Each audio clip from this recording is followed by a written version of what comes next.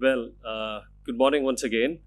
See, when I was asked to it was yesterday only I was told to basically be the master of ceremonies of this event. The first is setting of the context. What is it we are going to discuss? And very good morning, distinguished guests and dignitaries across the globe, and the audience seated on the dais, the dignitaries seated on the dais and the audience in the front, ladies and gentlemen. Thank you for giving me an opportunity to present this distinguished guest today on this interactive session. The topic which we chose is in line with the Tamil Nadu government's vision, the policies of creating inclusive societies in which all sections of the society gets the benefit.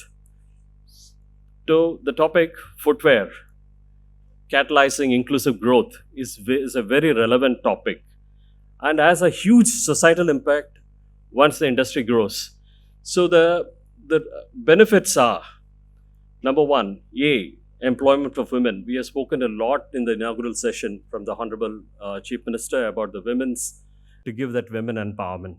The second is opportunity to develop backward areas. It's very important to develop the backward areas in our country. And there are many examples in front of us which our distinguished audience, distinguished dignitaries on the stage is going to speak about. And this industry, as you all know, the rate of growth of economy in a particular place is inversely proportional to the rate of growth of any labor-intensive industries. So this industry has got a phenomenal opportunity to create growth in underdeveloped and underprivileged sections of the society. Most importantly, this industry has the opportunity to create an inclusive society. That's what is a society is not considered as fully developed unless and until all the sections of the society grows. So this industry has got a phenomenal opportunity in creating inclusive societies in wherever we have our factories. So these are the three important parameters, and also there are a couple of things which I would like to highlight. Then I will not take too much time. I'll introduce the distinguished speakers for you today. The number one, why this industry? Why this industry is of national importance? And from my experience of working across the globe, be it China, be it Brazil, be it Europe, a growth of this industry really creates huge job opportunity. We did with a lot of retailers, brand owners, and manufacturers a study, which has been kind of 1,000 pairs produced in this country and sold in this country can create 1,000 jobs across the value system. That means in the allied industries, in manufacturing, and in retail. That is 365,000 pairs get sold in this country and we create 1,000 jobs. So it's a very important thing from that perspective. And also, if you look at the Indian domestic growth engine, for example, the world market has been growing pre-COVID at the rate of 2.5%, whereas India domestic footwear industry has been growing between 7 and 8%. The researchers tell us that India is a country, by 2030, our per capita consumption is going to be close to 3.89 to 4 pairs. That means what? We will be the largest consumer of footwear in the world. Today, we have close to 11% of global share. And the vision what the industry has created at various forums after discussing with various stakeholders is to have a 25% global share. And with the geopolitical developments, which we all know, I would not like to touch upon that. A lot of investments are coming into Tamil Nadu. The global majors like the Shoetown Group, Fung Thai Group, Pouchen Group, everyone is coming into Tamil Nadu because of the policies what we have and the investor-friendly policies. Executive Director is a director. I always tease him saying that he's the wrong place. He's a Harvard graduate and an IAS officer and a agricultural engineer topper in the Tamil Nadu from Vijayawada University. He joined the IAS in 2001 and he has been allotted the Himachal Pradesh cadre. He has served in various capacities in Himachal Pradesh and in Government of India. His achievements in administrative service include selection of remote district of Lahaul and Spiti in Himachal for the best infrastructure development at all India level. So he has the skill of developing backward areas and trying to create a social difference, that is a social fabric. If you develop a backward industry, what happens? The social fabric of that place gets changed. We welcome you. I can read. We welcome you, Mr. Selvam, for this. Thank you very much. We have another dynamic leader, Mr. Sriram, the director of CSIR and CLRI. CLRI is one of our leading research institutes of this country. And we have been engaging with them on various things from the industry side, how to kind of bring about focus on the non-leather footwear too. Mr. Sriram, in his role as the director of CSIR CLRI, is also the chairman for CSD 17 of the Bureau of Indian Standards and the member of Council Administration of CITRA Coimbatore and Governing Council of FDDI. He is also a recipient of CSIR Young Scientist Award in 2004. He has made important contributions to the green chemistry of chromium, development of environment-friendly and cool pigments from rare earth metals, metal ions as a replacement to the pigments based on toxic metal ions such as chromium, lead, mercury, etc. Welcome to this seminar, Mr. Sriram. Thank you. We look forward to hearing from you. Mr. Sunil Taneja has been a pioneer and he got the Fung Thai to this country. And he has been kind of trying to bring the various Taiwanese corporations since 1998. Am I right? That's the first time I met him. And Mr. Sunil Taneja is a qualified chartered accountant. He worked in Nike in Indonesia, and he is the first one to bring Nike as a brand in India and created more than 150 retail outlets for Nike in India before the Nike decided to come on their own.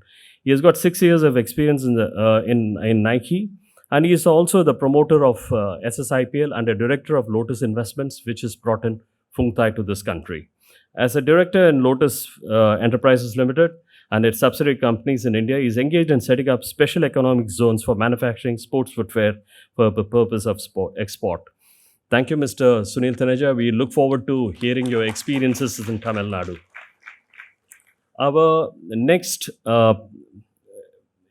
speaker is Mr. Jim Chang. Jim is the managing director of the Shoetown Group, and Mr. Ron is there, the chairman of Shoetown Group is there. He, along with our ever dynamic Mr. Rafiq Ahmed, created one of the most pioneering footwear plant in Perambalur, which is known for the speed of execution. Within the breaking of the ground, within a month, within a year, the factory has been set up and the production is taken out. Thank you, Mr. Rafiq Ahmed. Would you like to stand up so that people can see you? And Mr. Ron, please. Thank you. Thank you. And again, is the Shoetown Group with Mr. Rafiq and Ron and Jim. The only objective for them is to generate employment, and that too for women from the underprivileged sections of the society. When I spoke to Mr. Ron some 4 years back, there are two objectives he had in mind. One is employment, and the second is creating a material ecosystem, which India badly needs.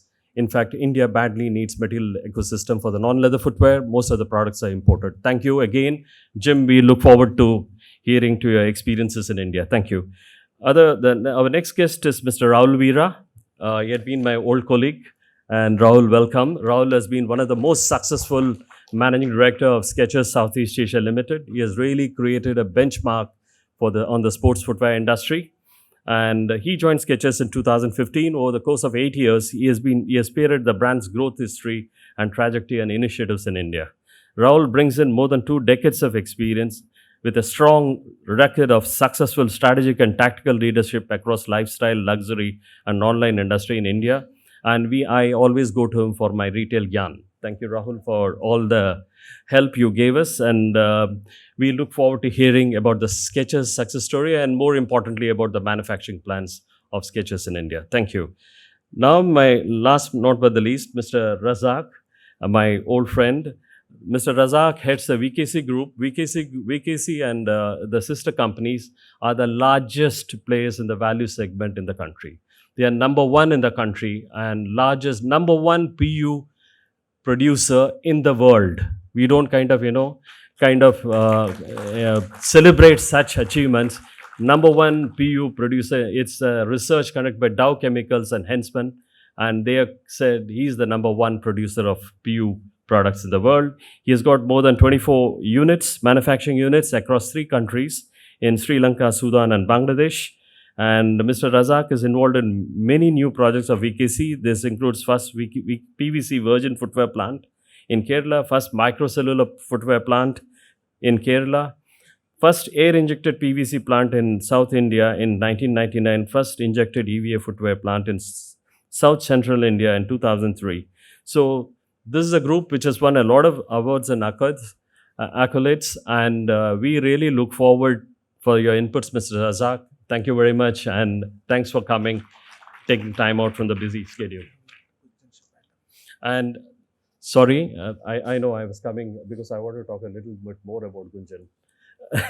Mr. Gunjan Shah, the managing director of Bata India Limited. In fact, I kept for the last, basically, he has been, in fact, a co-author of a vision document, what we created. He and Mr. Sandeep Kataria, and also a lot of people in the domestic footwear industry, we created a vision document for the country. And when I started the whole thing, when we said the Indian footwear industry is to grow at a rapid pace, and we said that we will have 25% of the global share, much of the contribution has come from Bata India Limited. Again, the turnaround person of the Bata India Limited is Mr. Gunjan Shah. The Be Surprised slogan, what you see in Bata India Limited, and the stores, the modeling of stores, the product, everything has got over the last 4-5 years completely changed. Mr. Gunjan Shah comes from a from a FMCG background, and he has worked in Procter & Gamble, Britannia. He was the last Britannia's Chief Commercial Officer before he joined Bata India Limited as the Managing Director. Thank you, Mr. Gunjan Shah. Thanks for coming. And I really pushed you to come for this, and thank you. Thanks for making time for us. So we really look forward to hearing from the experts seated on the dais. And I now hand it over to Mr. Selvam to conduct the proceeding. Thank you very much, and I just really look forward the next 45 minutes of excellent wisdom, pulse of wisdom from the dignitaries seated on the dais. Thank you. Thank you.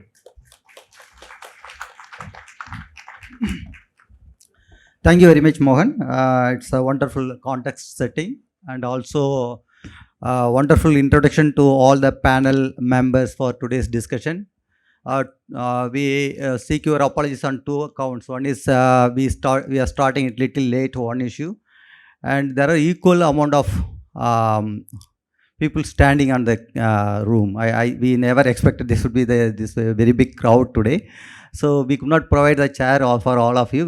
What we'll do, we'll try to finish within 30 minutes or minutes. After that, if there are any question and answer session, we'll continue. Thank you very much for a wonderful audience or wonderful participation today.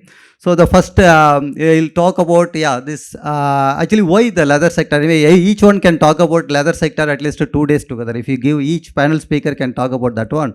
So it's one of the most emerging sector. As you all know that already Morgan told, it creates a major socio-economic impact on the society. Wherever the industry is located, I look it other way around. I am not looking at the profit, I am not looking at the technology, all those issues. I see that how the industry, there are so many industries, they are capital intensive.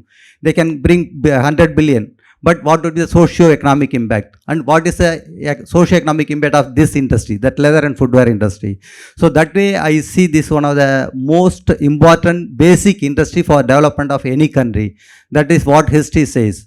So today, especially even last 2-3 days, there is a very big interview going from Mr. Akil Ahmed and also Mr. Rafiq, who is sitting there. There was an interview, I think it's Times of India. So South India is emerging one of the major destinations like Guangzhou of China, something like that for leather and footwear industry. There are reasons for that one. If you look at the last 1 year, so the amount of investment, the shifting taking place in this leather and footwear industry is amazing. The same way the government support, both the central government and government, all the state governments, they are also taking this industry in a very, very big way. And there is, now I could see there is interstate competition among many states. Every state wants to grab this industry. Please come and establish this industry in our state. That is what's happening. I think today many youngsters are there. We requested Dr. Sriram, you bring all your youngsters, they are feature of this industry. So they will, it's not only as a employee, you will be the employer of this industry. We expect you to be all entrepreneurs in future. That's why we invited all the people here. So, sir, Mr. Akil sir, so my first question goes to you. Yeah. So you are the most experienced person. He was the chairman of CLA also, Council for Leather Exports. And he is one of the facilitator to bring the major investment, driving the major investment to India and especially Tamil Nadu. So just I want to ask his proposal. What is his in his mind? What is his proposal? How long it will it take? And what are the employment he is going to generate for this state or India out of this industry? So also what value addition by bringing this industry? So what is the value addition he is going to bring into India? That is my that is more important aspect of this industry. So sir, you kindly put your thoughts. Then we'll discuss next question. Yes, sir. No, thank you, Mr. Selvam. Thank you, Mr. Mohan, for introducing me and to the panelists. And also, all of you have come with such a huge gathering here. We are really honored. I am personally honored. To start with, Mr. Selvam saying the Taiwanese company, I think I was just speaking to Mr. Taneja. He is the pioneer bringing the Feng Tai Group in the year 2007. And he forethought at that time the importance of the foreign companies here. You asked me about our introduction of the Hongfu Group. The Hongfu Group is managed by its chairman, Mr. T.Y., and they start specializing on the footwear, especially on the sports footwear. And the company produces about 200 million pairs of sports shoes annually. And also, it's the second largest producer in the world, which makes about 3 billion sales they have. At present, Hongfu has got about 20 factories, I think, in Indonesia, and 20 factories in Vietnam. They're starting in Indonesia and Myanmar. And also, now the story which I want to say is that India, they just came as a visitor. And within probably 5 hours, we got the MOU signed with Honorable Chief Minister through Stalin sir. And the company will do approximately about on the first project, which will be about $125 million investment, which has been already in progress. And another $125 million will be signed tomorrow, so which adds to about $300 million, sir. And then another 200 will come subsequently. So totally about 500 million is what we are looking at. The most important, Mr. Selvam, we were also seeing today at the inaugural function, there are a lot of huge investment coming into India, but the number of employment, only the footwear industry can give this much employment. Even if you bring 16,000 crores, 15,000 crores, the employment is about 3,000 people, 4,000 people. Whereas this footwear and the non-leather segment can bring easily about this group will bring about 50,000 people in the next 5 to 7 years. Thank you, Mr. Selvam. Thank you very much, sir. So wonderful information. One is there are two aspects. One is signing MOU within 5 hours. I think only in Tamil Nadu it could happen. Anyway, thank you very much for the guidance to take all the steps for speedy signing MOU and facilitating. Thank you very much, sir. And also you provide information that employment for 50,000. It's a huge employment. I think none of other industry, I think most probably maybe textile or other than any other industry can provide such a huge employment opportunity for investment of 4,000 crore or 5,000 crore. Anyway, sir, we will come for the value addition. I asked about value addition. Will come the next round of question. So now what I'll do, I'll go to Mr. Kunjan Shah. Kunjan Shah, Managing Director, Bata. Actually, if you ask, actually, Morgan told in school days we used to wear Bata.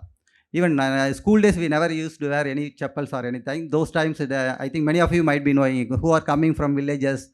Those days, or otherwise our parents never used to wear chappals. These are those days without barefooting only we walked. Now, India, this footwear industry is providing chappal to each and every pair. That you can understand all over India. That is what's happening. And at least in UPSC we used to go. UPSC when we go for that one, when the first one is attire, signed one is a footwear. The footwear when comes it is Bata. So almost all Indian bureaucrats would have attended Bata while attending the interview. That is a growth, that is how we are attached to Bata. So Bata, its a growth is phenomenal under after you took over with your lot of experience. After you took over this Bata regime, and it has really changed the total scenario in India. And my question to you, sir, that how do you expect the Indian, you are in the retail, how do you expect Indian footwear growth story in future? And also your vision for future of Bata. Sorry, what was the second question? Your vision for Bata. Back with all of you. It's been a very long journey, and it's a very different kind of a journey when you have a brand which has lasted over multiple decades, right? And there is something that makes a brand last for so long, right? There are so many that we hear of them, they keep coming, and many of them do not even last for a decade. This has lasted for almost 10 decades and more, right? So there is something that keeps it going, and I think that something that is there is not only an individual, it is not only me or anyone else that is there, it is something that's in the organization, and the DNA is to make sure that you stay connected to consumers. So as consumers evolve, as consumer demands, requirements, they move, the brand has to evolve itself, and that has been the secret. That is something that has led to its success over a period of time, and I think that is what is going to keep it relevant even in the years and the decades to come in the future. What have we done? A lot of things that we have done. I think some of them were mentioned, but making sure, right, the heart of this entire business is the product. And how do you make sure that your product, the styles, the kind of technology, the materials that you're using, etc., stay relevant? They evolve over a period of time, and there are continuously steps happening on it, right? I think there is journey is never done. There are so many examples. There are colleagues here who are sitting here who have done amazing amount of work, and that's also inspiration for us, right, to keep evolving, because that's the only success, or that's the only way you can stay relevant and alive down the line. Besides that, we have also worked a lot in terms of trying to make sure technology as well as the store experience, etc., is completely overhauled. We have now, almost our entire store network, which is now basically expanded to close to almost 2000 points. Almost 70 to 80% of them have been completely refreshed and renovated in the last about 3-4 years, right? So I think that's been a very large part of this entire piece. I am very optimistic of the way the industry is going to look forward to going forward, both leather as well as non-leather. And I'm also, very intrigued by the calculation that Mohan showed, that if you are selling 1,000 pairs, then you are creating 1,000 jobs. By that logic, I think we are doing roughly around about 300 to 400,000 jobs as we speak. In fact, I'm very pleased to know that our historically our manufacturing base and a lot of this entire job creation was towards the north and the east, and now south has become large. While we have our own factory, but there are many partners of ours also who are expanding, and I'm looking forward to interacting with some of you all out here. So I feel very optimistic. I don't see a reason why this entire footwear penetration that is going to increase going forward will translate to great times for all of us. So yeah, that's my view. Thank you. Thank you, Mr. Kunjan. I'll come to the next question after next round. So next I'll go to Dr. Sriram. Sriram is director of CLRI, Central Leather Research Institute. I think CLRI, when we talk about CLRI, I don't know what comes to your mind. CLRI is a very, very pioneer institute, and we are fortunate it is located here. And it is a backbone of the Indian leather and footwear industry. I can sum up like that. So CLRI has gone its own growth story, everything. Today it is headed by Dr. Sriram. So sometime nowadays, I think CLRI needs to play the role of regulator for this industry also. Regulator of leather and footwear industry, where I can say like that. CLRI is implementing one of the major initiatives of the government, that is footwear standards. Bureau of Indian Standard, they came up with footwear standards. Actually, when we had a meeting in Government of India, actually the Honorable Minister was telling that one. So you can't keep two standards, one standard for export, another one standard for Indian consumers. The standard should be equally available for both the consumers, whether Indian consumer or foreign consumers. So that is how the initiative was taken, and it is almost finalized. Bureau of Indian Standard finalized almost all the standards. They divided into 3-4 categories, and also in the final stage, and some of the standards have already been implemented. So my question to Dr. Sriram is, how is going to sensitize the consumer to successfully implementing these standards? So that is my question. And what is your perspective on this issue? How you will be successfully implementing it? Thank you, sir. Thank you, Shalvam. The Central Leather Research Institute is in a kind of precarious situation where we are neither with the government nor with the industry, somewhere in between, to be beaten up by both the ends. So that's been a role that we have been playing for the last 75 years. And most of the people who are here, I think a large number of them are our alumnus as well, so they know what we are going through. Let me slightly change the word implementer of the quality control orders. Let me rather put it as a facilitator for both the government and the industry to ensure about this quality control orders that has been spoken about. Mr. Shah just spoke about staying connected with the consumer. And I think the first and paramount aspect is if your product is not of a quality that the consumer expects, you never would sustain in the market.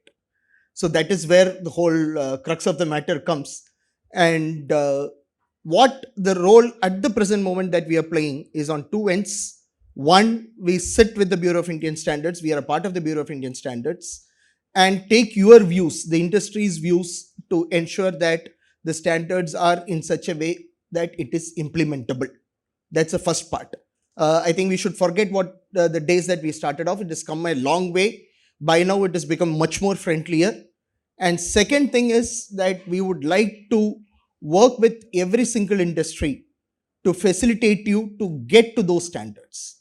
If you go back and look at it through the history of Indian leather industry and footwear industry, we have had scenarios wherein we had to put a full stop, but play the role of a regulator and ensure the country goes forward. Today, if we are all sitting here and praising the success of leather and footwear industry, that's because of a 1973 order which again CLRA facilitated the ban on raw hides and skins. So if that had not come up in 73, we would not have talked about finished leather or leather products or even non-leather footwear in this country. So this is where we are. And what we proposed being that we have been working with the industry as well as the consumers, taking it everywhere, that it is a standard which is implementable. It's a standard which would allow us to tell our consumers that you can buy Indian footwear or what is manufactured within our country with a lot of love and affection. And most importantly, it would meet the price demands that you are talking about. I think that answers my first part of the question. Yeah, thank you very much, Dr. Sriram. Next, I move on to Mr. Rahul Veera. I think Skechers, you would have heard the brand. So it is getting highly popularized. Actually, on the day last year, there was another executive forum discussion. On the day, another one, Mr. Rafiq Ahmad was there. He is Farida Group chairman. Actually, he became a brand ambassador suddenly. So he spoke very high about, not to say high about Skechers. He was sharing his experience, how he went to a showroom, how he was motivated to buy Skechers, something like that. So I think the entire credit goes to Mr. Rahul Veera. Actually, especially there is a path-breaking journey in Skechers throughout India. Not only that one, now they are going for manufacturing in India itself. So that way, apart from that, after wearing Skechers, what he told that our former chairman, he started to walk extra 2 kilometers every day. So that is how he was making it. So just I want to hear from you, sir. That is, what is the growth perspective for domestic footwear industry in India? And also the current per capita consumption in India is 1.9 pairs. So if you take global average is 3 pairs per year, and USA it is 7 pairs, and Europe it is also 7-8 pairs, and Japan and China 3 pairs. So our consumption is 1.9. So our target, our estimate is by 2030 we want to consume 4 pairs per capita consumption. Another 7 years, that consumption will increase. That is our estimate says. So I ask Mr. Rahul Veera, what is your growth prospects in domestic industry, and what do you think about this switching from 1.9 to 4 pairs per year? Number one. Now, whether we quantify that from a perspective that, okay, it is right now 1.9 pairs going up to 4 pairs, 7 pairs, those are mathematical calculation that we will say that, okay, 1.4 billion population, if the country is growing at, 6.6% or 6.5%, the per capita income of the consumer is going to go up. So when you put all of that together, it is going to look very large. Number one. Number two, apart from domestic, there is also the opportunity for the ecosystem to build the export piece. So all in all, when you add all of this, I think it's time for a country like ours to dream really big on the footwear side. And there shouldn't be any reason why we shouldn't be looking at building a large ecosystem out of India. Okay, thank you, thank you. So now I'll go to Mr. Sunil Taneja. Sunil Taneja is a pioneer who brought a real breakthrough in India and Tamil Nadu by bringing investment from Taiwan, from especially Fengte. So just I would like to actually then already 2 units are under operational. So one in Cheyaru, another one Bargur, and third unit I think tomorrow they are going to commission tomorrow. Just I would like to know your journey in Tamil Nadu, sir. How you started, or you just kindly share your experience for the new investors also. Thank you, sir. Thank you very much for giving me this opportunity. But, sir, Mr. Selvam, before I take my allotted time, I need to talk about a minute for our friend Dr. Mohan, who's sitting here. I think we should have given him an introduction. So I know Mr. Mohan since last, I don't know, 40 years, 30 years. I don't know how old is he, but yeah, long time. His association in the footwear industry, starting from a factory in Ambur, no, the one in Ontario. Yeah. So his experience in manufacturing, in marketing, leather, and his experience in all aspects, global brands, is mind blowing. One of the most learned persons that I've come across at the industry, and who has had so much of experience. So I think, Mohan, you deserve a round of applause by being with us, and your contribution in building up this whole this forum is exemplary. Coming to the sir, don't I'm not a catalyst, and I'm not the person. I'm not here to talk about myself. Very small. So it was a pioneering effort in a sector, and the government of Tamil Nadu was also trying to understand this business. They had lost out a big opportunity to the neighboring state, and our journey in Tamil Nadu was really helped us to be the pioneer that you call us to be. The policies, the land allotments, even CLRI. I remember the time that we went to Bargur, which is back of beyond. CLRI came up down and helped us to set up training camps, because we were recruiting women.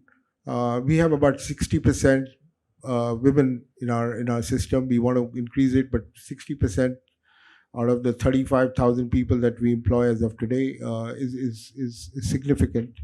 And these women were basically coming from agriculture. I think it is, without the help of Tamil Nadu government in all aspects. I personally think it's very nice that Mr. Akil, who's been here for 8 generations, I know, have decided to enter into the venture of non-leather footwear, and they can really understand that this opportunity is huge. So Tamil Nadu is a place because it gives you land, it gives you the policy, it executes, it helps you in everything that you want. So we have options in other states, but I liked what Thiru Stalin said, that the Dravidian way of doing what they say. That is what I can vouch for, that government of Tamil Nadu has done whatever they had promised. Thank you very much, sir. Thank you. I think we have forgotten to introduce Mohan. You can call him equal to Rajini of in a footwear industry. Can you say like that? Actually, Rajini doesn't require any introduction. And the second, he is sharing his birthday with Rajini. I share his birthday, but not the bank balances. They are different. Okay. Thank you very much, sir. So next, my question goes to Mr. Jim Chang. His dad is already sitting there from Shoetown. Actually, the specialty of Shoe Town, it's amazing start. Actually, with Mr. Rafiq Ahmed from Kotari, Phoenix Kotari, they both joined together. Within a year, they commissioned the project. It was it's really a talk for the entire India, especially that Indian leather and footwear industry. And not only that one, they are not only going to manufacture only a Crocs or footwear. They are going to create the ecosystem. That is more important. That is what we need to increase our export and also to increase our domestic supply. That ecosystem is missing. So he is bringing the ecosystem of the entire leather and footwear industry. So in this aspect, Mr. Jim, I would like to know from your side, what is your expectation about Indian footwear industry for the next level? Where you want to take up this Indian footwear industry to the next level? One question. And second, also you give a kind of suggestion or advice for the Indian industrialists and also policymakers from government side. What is your expectation or what is your advice? Thank you.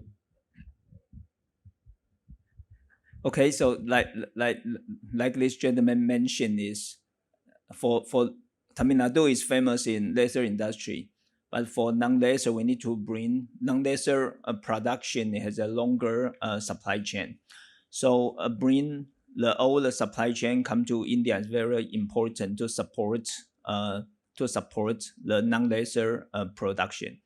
So for this part very important.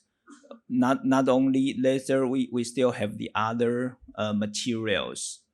So for if I'm the policy maker, I think so how to support these suppliers, facilitate those suppliers understand Indian culture and bring them into India, facilitate them to understand culture, understand the political structure, and quick to invest into India.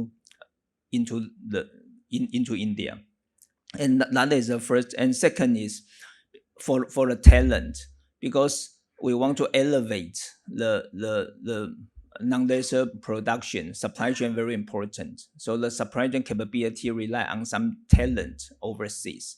So for the working visa, how government can support the working visa application to support those expertise or capability can bring into the India.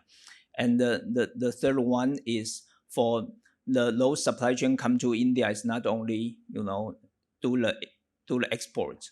We are also looking for the domestical sales. So for how to set up the factory with the domestic sales license and also export license, and for the custom convenience. So those are I do believe the overseas investor doesn't understand very well. So how for the policy, how to facilitate quick locate into the India, and how to get the working visa. And third one is how the custom can support to make the domestical or export sales more convenient. So that is my thoughts. Thank you. Okay. Thank you very much. Jim. Thank you.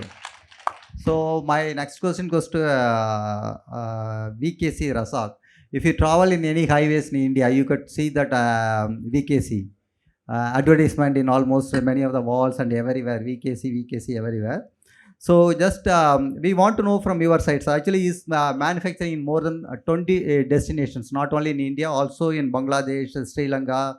In Africa also, Sudan also is manufacturing, but still he is providing the same quality. So that's the quality assurance he is ensuring. It's a multi-location production, but still how he is ensuring quality, same quality. That is one question I would like to know from your side to our audience. And also how is your future prospects? If you say that domestic growth, you are also in the vision document preparation for Indian domestic growth. So just kindly share your ideas so that our participants will also get benefited out of that one. Thank you, sir. Good afternoon. And I'm for want of time, I'm skipping the intro. And but I should not leave that. My heartfelt thanks to Mohanji and the organizers for having me here, along with the eminent panelists for this discussion. So any company, as you know, to be successful, there are four things only. So that is system, team or people, and strategy, and brand, and the product. So any company, if you take, I think we have a lot of people sitting here. So everyone follow the same process, and that is four things in to be successful. So for example, the system what we created in our team, I mean in our group, when all the major industries having a wastage of 3 to 5%, we could restrict the rejection to 0.5%. So with the proper system. So that was the success that we could gain, and that we could continuously replicate to other destinations also. And regarding the second part, like how do we, I think currently we know that more than 80% of the products are sold below 1,000 rupees. And the prices are going up definitely, but the percentage is not going to change. Because earlier we know that in our youngster, you mentioned clearly that our parents did not even wear a slipper. But when it came to we had only one slipper, only one that breaks, you get another pair.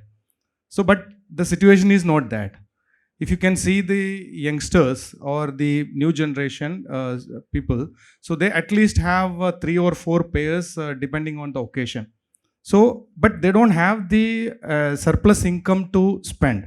So definitely they will look for a product which is within their budget, or with a pocket friendly price. So for that reason, the percentage of the 80% or 75% is not going to change.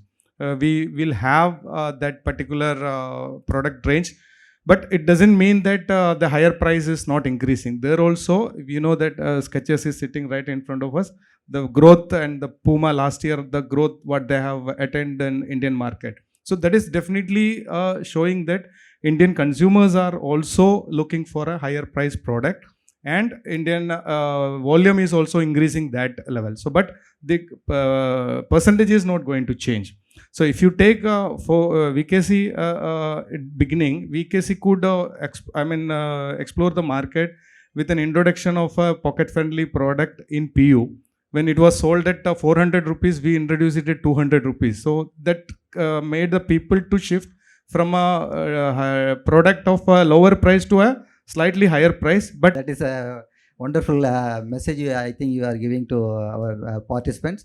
So anyway, before going for another one more round, I will cut shorts due to paucity of time.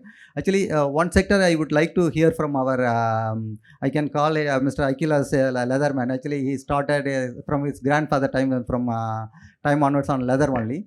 Now he is transitioning from leather to non-leather. So, so how do you find this transition would happen in India, sir? Then what is your advice? Then there is always a fear for leather also, leather sector, leather footwear also. So just I need your thoughts and ideas from your side. Thank you, Mr. Salam. First of all, we are not transiting from the leather to non-leather, because both leather and non-leather will always exist. If you see, total world sales about 170 billion is what about the total footwear industry is about. So in terms of the volume, we are about 15%. But really, if you take about the value terms, still about that 50 billion is still on the leather footwear trade. Coming back to the current leather industry is facing some challenges, no doubt about that. Because of post-pandemic, there is a different thought in everyone's mind, and because every life has become casual. If you see, I read an article where people used to wear jeans, now the women are wearing more tights and more casual footwear. And even in this meeting, I probably see a lot of people are wearing casual shoes. But the formal business will never go down, and it will remain same, or it will increase because of the increase in population. No doubt the non-leather industry will the future, because like Mr. Razak said, also I just read your name, Ron Sen. So I'll say Mr. Ron's son. The industry is mainly because you see, technology is driven by the non-leather footwear, whereas the leather is driven by an art, and it's like skill, manpower, and you need to have a lot of expertise. Everyone cannot make a leather. Even leather as a leather is a different product. I'm talking about footwear alone. Even to make a leather footwear, the most important is like how we cut the leather. They always say that think twice, cut once. So we have to really care. But whereas if you see synthetic, you don't have to blindly, you can cut in an automatic machine. And like Mr. Razak mentioned, it's a very interesting point. In fact, I also was thinking about that. The rejection rate, because I was in Vietnam, this is my third trip to Vietnam, what I could see, the rejection rate is 0.2% or less than that, if you agree with me, even less than that. But then in leather, we don't have such small rejection rate. We have a huge rejection rate, which is covered by raw material fluctuation prices. So there is a huge difference between the leather and footwear. But I can tell you, even companies like Hongfu, for example, have also started making now the leather shoes. So leather will always be there. So in fact, I was in Germany, a company called Joseph Seibel. So I had a visit with them, and it's a fourth generation company. And I asked them, what are you doing? They said, how much is non-leather? They said 2%. It's a fourth generation company, and still they are focusing only on leather. So both leather will exist, non-leather will exist, but more and more people are going for casual, like digital. Now the watches, I'm wearing a formal watch, but most of the people are digital watch now, and everything, life has changed. So because of that, we need to also change ourselves. And now let's not differentiate that leather and non-leather. Let's say that footwear and how we grow. And also I wanted to, thank, just taking a few minutes more, wanted to thank the Honorable Chief Minister. Why the Tamil Nadu has made a difference is because of our Chief Minister and our also Dr. T.R.B. Raja, who has been a pioneer in bringing such a huge investment into Tamil Nadu. And Mr. Taneja mentioned that in 2007 when he came, at that time was very primitive. And I also happened to visit a couple of other states as a capacity of my chairmanship, and also recently with the Taiwanese people. But still I could see that, the amount of land banking which Tamil Nadu is giving is huge, is approximately about more than 40,000 land they have available. No other state, yesterday I had the opportunity to meet the Chief Secretary here. I was mentioning to him also, sir, we are really proud that we are in Tamil Nadu. It's in a heaven of investment, and we have to give the opportunity for the foreign investment. One last thing I wanted to tell, sir, whether just coming back to the leather and footwear also. See, Tamil Nadu is the size of, double the size of Vietnam. It's exactly double the size of Vietnam. So when Vietnam can do 25 billion, and I have set my own target is to help all the Taiwanese who are here, and also the whoever is coming in the future, we should give it to the government of Tamil Nadu. Mr. Rafiq is here, along with him, should give a target by 2030, we should make 10 billion footwear just from Tamil Nadu alone. Thank you. Really wonderful insights, sir. One is there are some cloud on leather and non-leather. You made it very clear that both will go together. And also you fix the target. Even we never thought from CLE side, you fix the target from the state government. You are fixing target of 10 billion. I think government of Tamil Nadu would be more happy to hear this news from your side. And also you spoke about wastage. Wastage is going more from leather sector. I think Dr. Sriram is here. When NORMS committee meeting happens, next time he'll give you a good margin for leather sector also. Thank you very much, sir. With this, what we can do, it's a running short of time. So we will close our panel member discussion. Now I open this forum for participants discussion. If you have any doubts, any queries, kindly ask. Then there are all experts are here. They will answer. That would be more interactive. Thank you very much. Thank you. Just hand over the phone to you. Hello. So there are a lot of enthusiasm about non-leather footwear manufacturing in Tamil Nadu. Can you tell us what are the challenges in terms of ecosystem, in terms of technology, So what are the challenges in terms of skilling we have to nurture the industry? Thank you. Thank you. Mohan, would you like to answer? Thank you very much. It's a very apt question. You know, non-leather, I always tell whenever I go to any government official, I always say leather you sell pairs, whereas non-leather, when you go for marketing, you sell capacities. How many million pairs and other thing. So the challenges for you, from your perspective, one is the non-leather footwear ecosystem. Like I mentioned in the initial thing, our chairman, Mr. Rafiq, is here, and also Mr. Ron and Jim is here. The first and foremost thing, what we said, we will create a material ecosystem. Like I tell you, microfiber is a important material. It's a byproduct of petroleum industry, and we had a discussion with the petroleum secretary also, thanks to DPIIT, and we made a document on how the petroleum byproducts can help in creating the non-leather footwear industry. So first is we should focus on creation of the material ecosystem. We cannot be dependent on imports from China and other places, like Jim rightly put it in us. And we need really experts who understand this very well to support us in this. So the visa, in fact, in the last Chintan Silver session, where I happened to present the vision to the government of India, where we clearly said the three important things which is necessary to kind of, when they chose a place, he said, I am chosen Tiruvannamalai, Chiyar, Tiruvannamalai. I said, why did you go to the place which is known for godmen and swamis and swamijis and temples, you know? That's what that place was known as. But eventually, if you look at it, the way when I said, they really created a ecosystem, and the entire, when you interact with the workers there, they all are very proud of saying that, look, I have been able to continue my education and thing. To answer your skill development thing, this is very, very critical and important. Being a skill development council member since its inception in 2010, I can tell you the non-leather, in fact, we are discussing with CLRI, thanks to Mr. Sriram, to bring the non-leather footwear curriculum, management courses in non-leather footwear. And FDDI, which is the institute which is there, predominantly is the leather focus, change the curriculum to the non-leather footwear. And that's the kind of a mindset change which we need to bring in.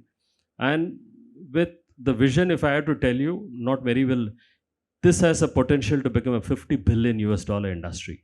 Like Mr. Akhil said, the exports, which is 2.4 billion, and we need to create that important environment of being welcomed here in this country. That's what I would say the challenges. Thank you. Thank you, sir. Thank you. Anyone else? Yeah. Good afternoon, all. My question is, which is tougher, to create a prototype or start a production line for it? Doctor, would you like to answer? See, the prototype is the most difficult thing. Like, for example, many times I give an example. Sorry, I'm not demeaning anybody out here. And there are a lot of Taiwanese people in this audience. Why they are very successful is the pre-preparation and prototype, they're the best. When you're, it's an idea conception stage, like the designer conceives an idea. And thereafter, to commercialize it into a production requires a lot of thinking, and a lot of the jigs and everything need to be made to make production friendly processes. So that is where really the intelligence need to come in. Like if you know the Taylor's philosophy, the thinkers and doers need to be different. Like the thinking part is very, very important, so that the doers, the manufacturing systems becomes very easy. Ramping up becomes easy. The preparatory work, the pre-production work is very, very critical. That's what I would like to tell you. Thank you. It's a combination of engineering and fashion. It's a wonderful industry. Sir, would you like to, sir, only 1 minute. Combination of art and science. Okay. I think to ask your question, and also we have Leather Sector Skill Council. Mr. Rajesh is here. So he'll be able to also help you, and because making of prototype, also we have created a studio in Chennai.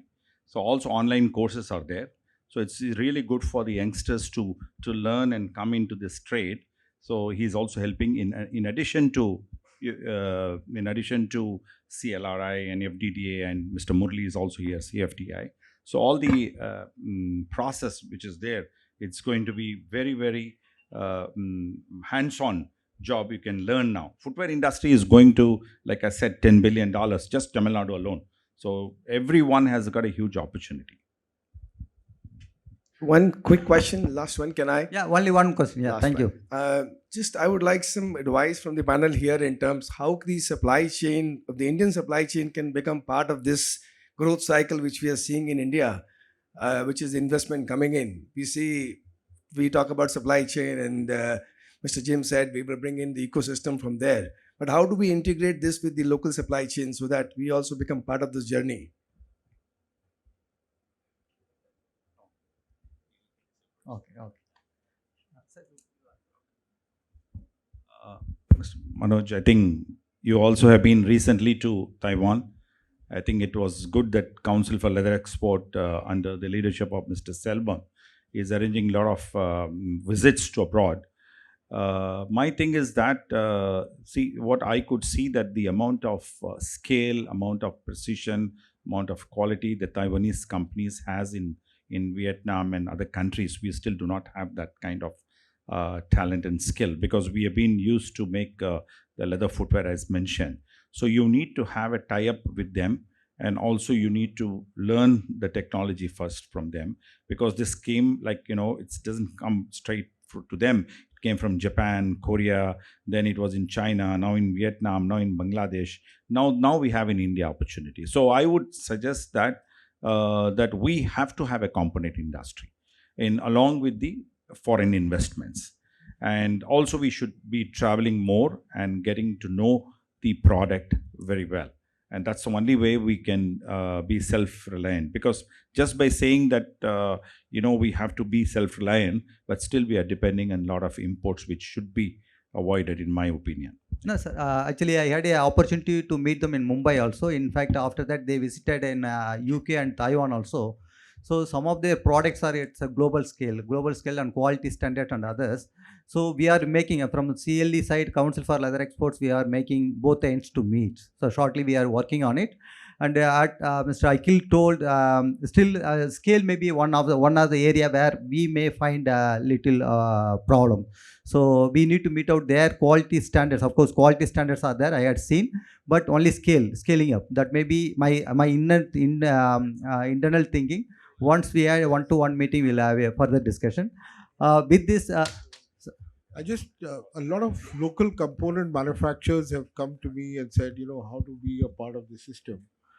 So, just a word of advice that don't try and get to the evolving process. Don't try and do it yourself. It's not going to work.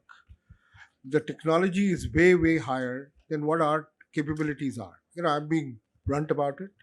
So it's better to go up and do a technical tie-up, equity tie-up, and upgrade yourself. That's the only way you can upgrade this. Otherwise, you'll miss the boat. So can I just add one thing? Like here. So I would like to suggest we move from ambassador era to Maruti era. In simple words. Okay, thank you. So with this, we conclude today's discussion on leather and footwear sector and catalyzing inclusive growth. Actually, it is inclusivity. It comes from not only from the gender parity, and also comes from the sector parity also. Medium, micro, small, major enterprises. That way, it is one of the important sector.